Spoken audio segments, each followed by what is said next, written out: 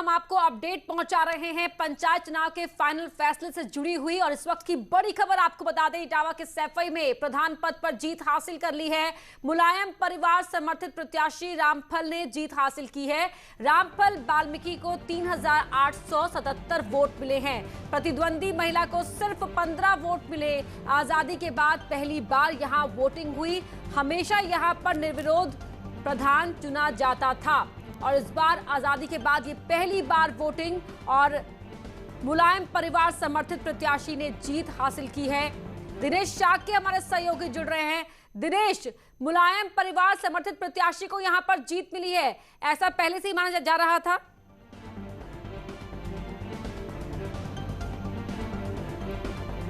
तो दिनेश शाक्य जुड़ेंगे हमारे साथ, लेकिन बता दें आपको कि आजादी के बाद पहली बार यहां पर वोटिंग हुई है। इससे पहले निर्विरोध ही मुलायम परिवार समर्थित प्रत्याशी चुना जाता रहा है और रामफल वाल्मीकि को इस बार वोटिंग के बाद 3877 वोट मिले हैं।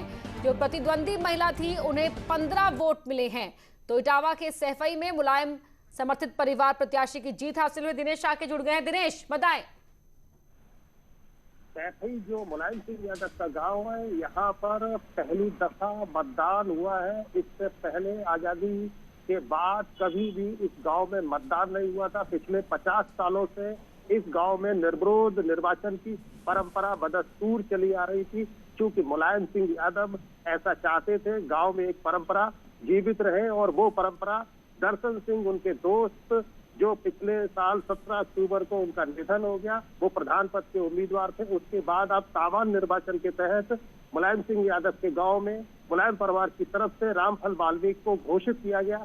लेकिन एक अन्य महिला विनीता ने भी अपना नामांकन दाखिल कर दिया। इस वजह से सैफई गांव के लोगों को मतदान करना पड़ा।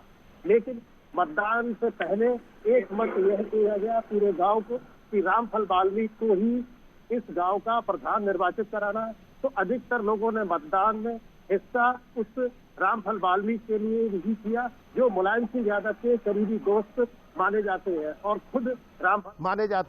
खुद रामफल वाल्मीकि भी ऐसा ही कहते हैं। जो महिला विनीता है, जिसको मात्र 15 वोट मिले हैं, इस महिला के बारे में ऐसा कहा गया कि इसको कई लोगों ने गांव में भड़का दिया था और इस वजह से यह महिला नामांकन के लिए तैयार हो गई। और इस वजह से सैफई गांव के लोगों को लोकतंत्र है, कोई भी चुनाव लड़ने के लिए खड़ा हो सकता है और जनता जनार्दन का ही फैसला है कि वो किसके पक्ष में वोट देती है। रामफल वाल्मीकि को यहाँ पर चुना गया है। दिनेश शाक्य बने रहिए हमारे साथ। एक और बड़ी खबर इटावा से ही बता रहे हैं, चाहे इटावा के सैफई में जिला पंचायत चुनाव के रुझान। सैफई प्रथम में एसपी उम्मीदवार डॉक्टर अरविंद कुमार को बढ़त मिलती हुई दिखाई दे रही है। डॉक्टर अरविंद कुमार 1123 वोटों से आगे दिख रहे हैं। एसपी और पीएसपी के संयुक्त उम्मीदवार हैं अरविंद कुमार। सैफई द्वितीय में एसपी उम्मीदवार अभिषेक यादव को भी बढ़त दिख रही है। सैफई द्वितीय में एसपी उम्मीदवार अभिषेक यादव 3780 वोट से आगे चल रहे हैं। दिनेश शाक्य लगातार जुड़े हुए। दिनेश, जरा यहाँ का हाल बताएं।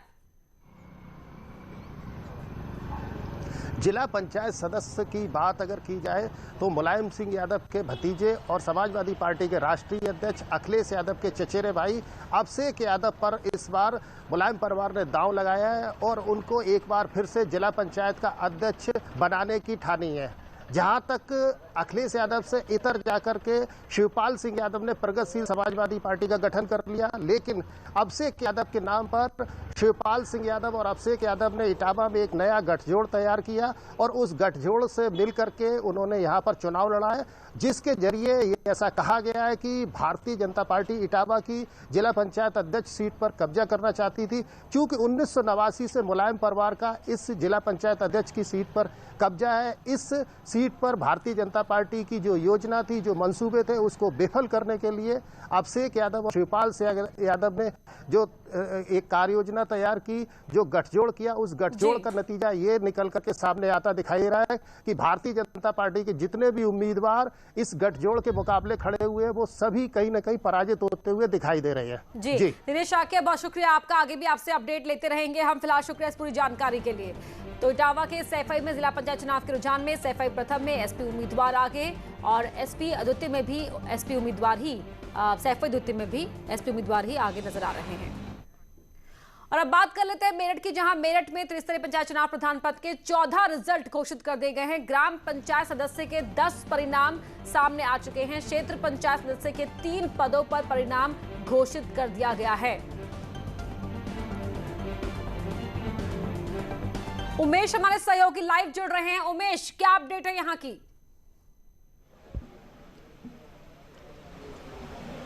जी हाँ, देखिए परिणाम आने शुरू हो गए हैं।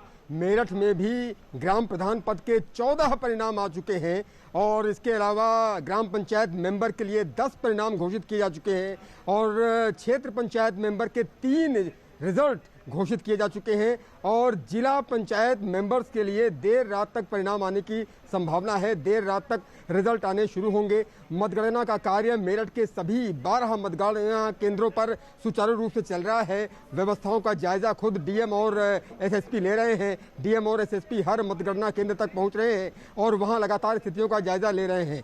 न्यूज़ 18 की टीम इस वक्त मेरठ के एक ऐसे ही मतगणना केंद्र पर मौजूद है और यहाँ की तस्वीरें आप देखिए कि किस तरह से मतगणना का कार्य यहाँ सुचारू ढंग से चल रहा है और यहाँ पर बाकायदा हर स्तर पर मॉनिटरिंग की जा रही है। यहाँ पर एआरओज बैठे हुए हैं, आरओज बैठे हुए हैं और हर स्तर पर इसकी मॉनिटरिंग की जा रही है। जितने भी रूम्स आप देख सकते हैं, इन सभी रूम्स में मतगणना का कार्य चल रहा है, काउंटिंग का कार्य चल रहा है। रिजल्ट आने अब शुरू हो गए हैं और रिजल्ट लगातार आ रहे हैं। अलग अलग मतगणना केंद्र से रिजल्ट आ रहे हैं, सरूरपुर से रिजल्ट आ रहे हैं, मेरठ ब्लॉक से रिजल्ट आ रहे हैं, हस्तिनापुर, नतीजे आते ही रहेंगे। आगे भी आपसे अपडेट लेते रहेंगे। उमेश, हम फिलहाल शुक्रिया इस पूरी जानकारी के लिए, नजर बनाए रखिए।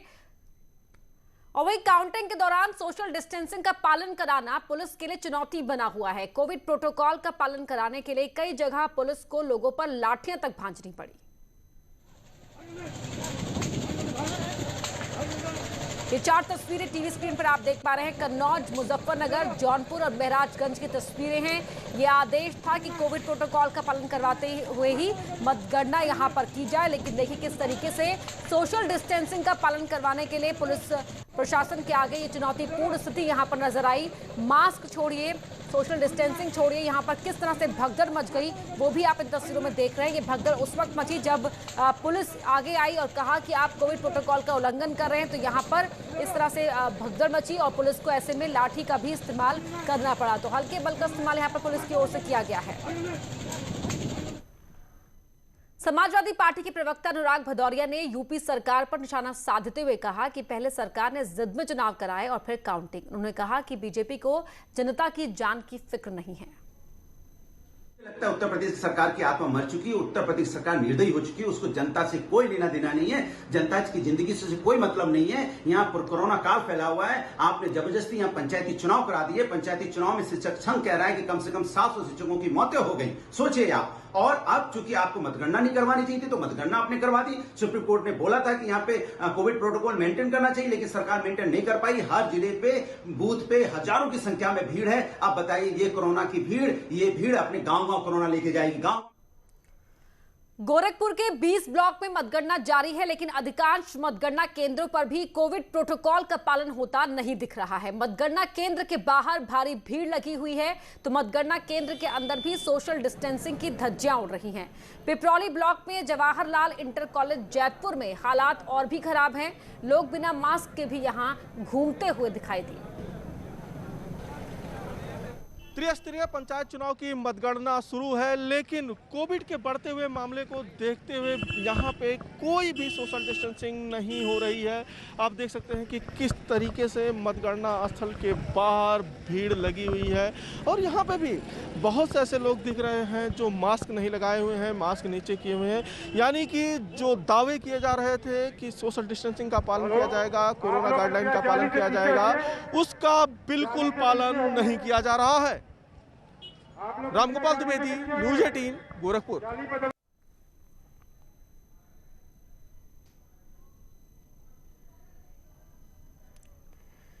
तो देखा आपने कि गोरखपुर में भी किस तरीके से कोविड प्रोटोकॉल का पालन होता हुआ नजर नहीं आया। भीड़ देखिए आप, मतगणना केंद्र के बाहर भी उतनी ही भीड़ और सोशल डिस्टेंसिंग के धज्जा उड़ाते हुए भीड़ यहां पर दिख रही है। मतगणना केंद्र के अंदर का भी हाल ऐसे ही देखिए, कई चेहरे बिना मास्क के आपको दिखाई दे रहे हैं। ना मास्क है, ना स्कैनिंग है और ना ही 2 गज की दूरी का पालन यहां पर हो पा रहा है। जो नियम है, कायदे बनाए गए थे, लेकिन उसके बावजूद कायदों के पहरे में मतगणना हो ये कहा गया, लेकिन उसके बावजूद मनमानी यहां पर देखने को मिल रही है। तो सुप्रीम कोर्ट ने यूपी चुनाव आयोग को काउंटिंग के दौरान कोविड प्रोटोकॉल का सख्ती से पालन करने के निर्देश दिए थे, लेकिन कुछ जिलों से जो तस्वीरें सामने आ रही हैं वो बेहद डराने वाली है। लोगों की भीड़ काउंटिंग सेंटर्स पर उमड़ी हुई है, सोशल डिस्टेंसिंग के धज्जा उड़ रही है, तो कई लोगों ने मास्क तक नहीं लगाया हुआ है।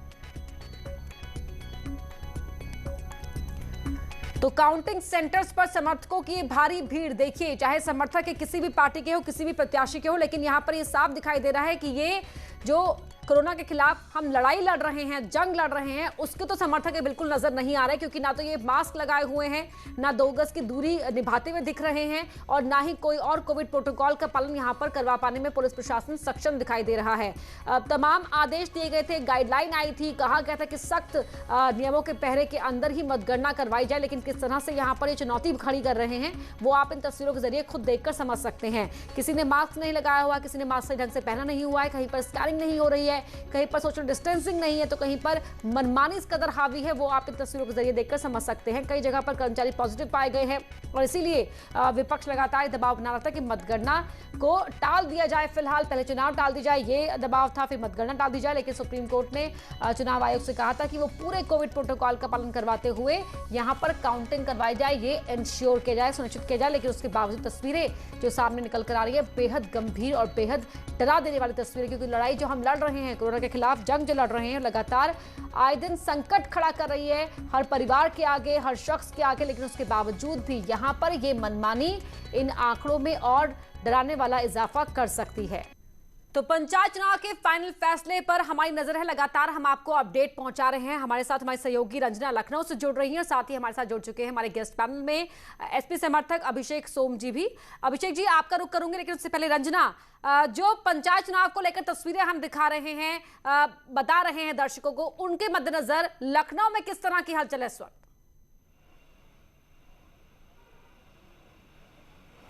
देखिए, जिस तरह से खबरें चल रही हैं, हमारा न्यूज़ 18 दिखा रहा है किस तरह से मतगणना स्थल पे भीड़ भाड़ है और इसको लेकर के सीएम ने आदेश दिए हैं सभी जिलाधिकारियों और पुलिस ऑफिसर्स को कि भीड़ कहीं से भी मतगणना स्थल पर नहीं लगनी चाहिए। और थोड़ी ही देर पहले यहाँ से जो लखनऊ के डीएम और पुलिस कमिश्नर आए थे और यहाँ पॉलिटेक्निक जो मतगणना स्थल है यहाँ से वो निरीक्षण करके गए हैं।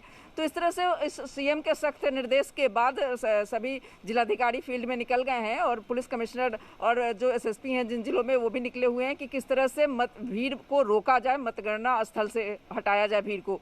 तो ये नज़ारा दिख रहा है कि स्ट्रिक्ट हो गए हैं लोग। और साथ ही साथ लेकिन पॉलिटेक्निक पे जहाँ पे मैं खड़ी हूँ, यहाँ पे बिल्कुल शांतिपूर्ण मतगणना चल रही है, भीड़ भाड़ भी नहीं है और तीसरे राउंड की मतगणना चल रही है। लखनऊ में 8 ब्लॉक्स के लिए मतदान हुआ है, जिसमें कि जो लखनऊ में 25 जिला पंचायत सदस्य के लिए जो है 25 पद हैं और 494 ग्राम प्रधान के पद हैं, जिसमें से 4 जो है निर्विरोध निर्वाचित हो चुके हैं। 628 क्षेत्र पंचायत सदस्य के पद हैं और जो ग्राम प्रधान सदस्य हैं उसमें 6218 पद हैं। तो इस तरह से इतने पदों के लिए मतगणना यहाँ पे चल रही है और शांतिपूर्वक मतगणना चल रही है, तीसरे राउंड की मतगणना चल रही है जी। लेकिन बड़ा सवाल तो यही है ना रंजना, की जो तस्वीर लखनऊ से देखने को मिल रही है वो बाकी जगहों से नहीं आ रही है और गंभीर संकट और गंभीर सवाल भी खड़े कर रही है। बीजेपी से ओपी मिश्रा जी भी हमारे साथ जुड़ गए हैं। ओपी मिश्रा जी, मैं आपका ही रुख करना चाहूंगी। कोविड प्रोटोकॉल का पालन करवाते हुए मतगणना हो, ये कहा गया था, लेकिन क्या तैयारी किस तरीके से थी कि जो तस्वीरें हैं वो बिल्कुल अलग दिखाई दे रही हैं यहाँ पर? तो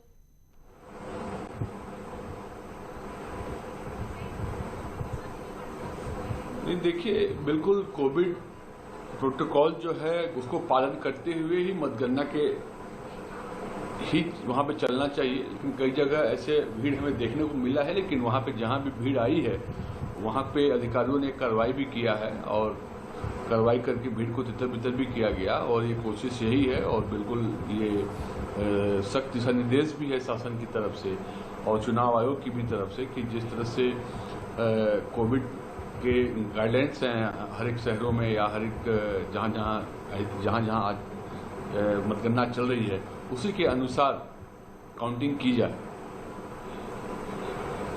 जी अभिषेक सोम जी, जो भीड़ दिख रही है कोविड प्रोटोकॉल का उल्लंघन करते हुए, वो भीड़ किसी भी पार्टी के साथ हो सकती है, तो क्या ये अपने अपने पक्ष पर भी अपने स्तर की जिम्मेदारी नहीं हो जाती है कि किस तरीके से हमें कोविड प्रोटोकॉल का पालन करते हुए बाकी तमाम वो काम करने हैं जो बेहद जरूरी हो जाते हैं और हमें स्प्रेडर बनने से बचना है? देखिए, सवाल ये उठता है कि जिम्मेदारी किसकी है? सरकार की जिम्मेदारी है कि अगर कोई कोविड प्रोटोकॉल का उल्लंघन कर रहा है तो उसको कानून का पाठ पढ़ाया जाना चाहिए। दूसरी बात, ये जो ढीला रवैया अपनाया जा रहा है उसके लिए बेहद स्पष्ट रूप से कह देना चाहता हूं, जनता को ऑक्सीजन चाहिए और भारतीय जनता पार्टी को सत्ता चाहिए। इन्होंने सत्ता के लिए पूरे देश में आज लाशों के ढेर पर राजनीति करी थी, जो पश्चिम बंगाल में देखा और जो उत्तर प्रदेश में पंचायती चुनाव को स्थगित कर देना चाहिए था। सुप्रीम कोर्ट ने भी कहा कि पंचायती चुनाव को छोड़कर इनकी गिनतियों को आगे भी बढ़ाया जा सकता है, काउंटिंग दोबारा हो सकती है, आगे कुछ हफ्ते बाद इसको कराया जा सकता है, पर नहीं, इन लोगों का इन्होंने ठान लिया है कि चाहे आज कितने भी लोग मर जाएं, इनको कोई फर्क पड़ने वाला नहीं है। ये अमानवीय लोग हैं, इन पे कोई फर्क पड़ने वाला लोग हैं और इनको केवल सत्ता चाहिए और सत्ता के नशे में इतने चूर हो चुके हैं कि पश्चिम बंगाल में इनका नशा पूरा ठीक है। ये सवाल मैं इनसे पूछूंगी ओपी मिश्रा जी से कि कौन किसके ढेर पर राजनीति करता है। सवाल मैं आपसे ही पूछूंगी कि क्या आपको सत्ता नहीं चाहिए, लेकिन उससे पहले यहाँ पर हम बता देते हैं कि किस तरीके से कोरोना के द्रोह काल में सबसे ज्यादा जरूरी है वैक्सीनेशन। इसलिए जहां भी जैसे ही मौका मिले टीका ले लीजिए। एमपी के भोपाल में अब उन लोगों के लिए नया वैक्सीनेशन सेंटर शुरू किया गया है जिन्हें इन दिनों अस्पताल जाने में डर लग रहा है।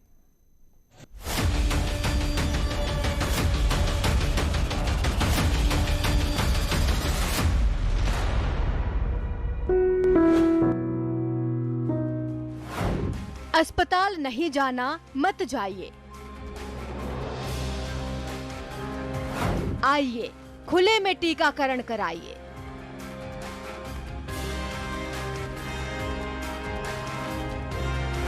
भोपाल में drive in vaccination centre.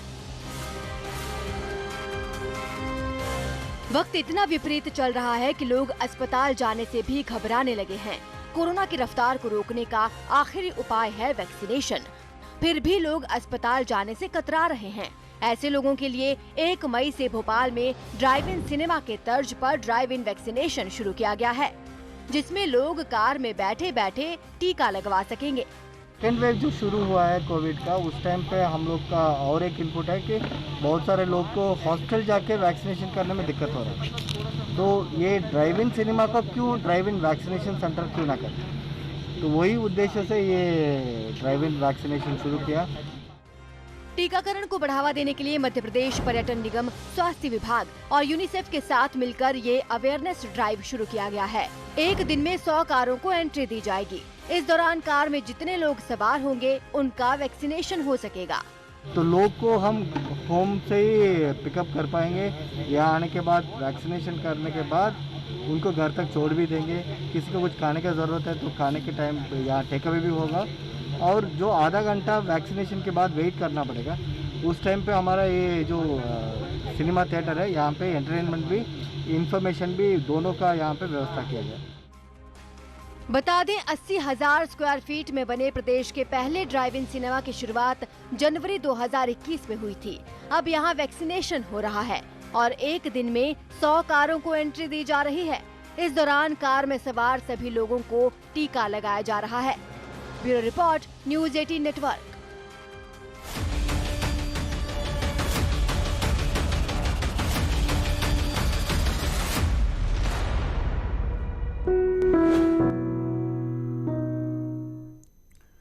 Network 18 ये सुनिश्चित करना चाहता है कि हर भारतीय को कोविड-19 का टीका मिले। टीकाकरण जागरूकता बढ़ाने के लिए नेटवर्क 18 और फेडरल बैंक की पहल संजीवनी अ शॉट ऑफ लाइफ को सपोर्ट करें। Health expert, Apollo 24/7।